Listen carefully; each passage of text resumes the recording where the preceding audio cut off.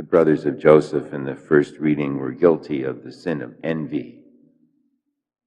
Even good Christians trying to live good Christian lives can somehow at times be affected by that temptation to be envious. When we feel we're trying to do everything good and then we look at other people who are not trying so hard and they seem to be better blessed, or if we see somebody that's really not living a very good life in our eyes, but they seem to be safe and secure in all their needs, and we question, why am I not receiving those benefits? Pride and selfishness leads us to envy. And what the Scripture calls us to do is recognize that God gives all of us gifts. And all the gifts that we have personally are not only good for ourselves, but they're good for the community. And so we should be happy when we see someone blessed that does well and is affecting the community in a good way, because God has given those gifts to him or to her. And that's something that we always need to be aware of.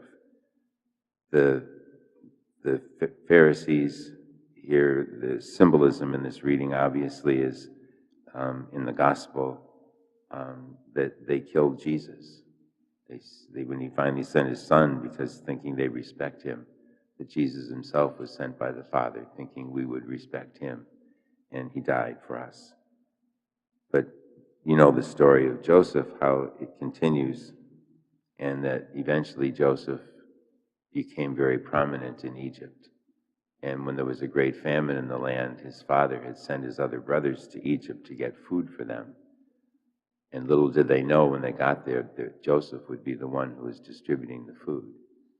And we remember that Joseph, instead of seeking revenge, he was overjoyed to see his brothers, and he sent for his father to come and greet him, along with his other brother Benjamin.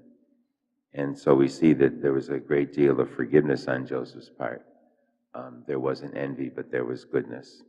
So the lesson today is we need to look at the gifts God has given us and be grateful to them, and ask ourselves, are we using our gifts to the best of our ability for the glory of God and the good of others? Let us stand and offer our prayers and petitions.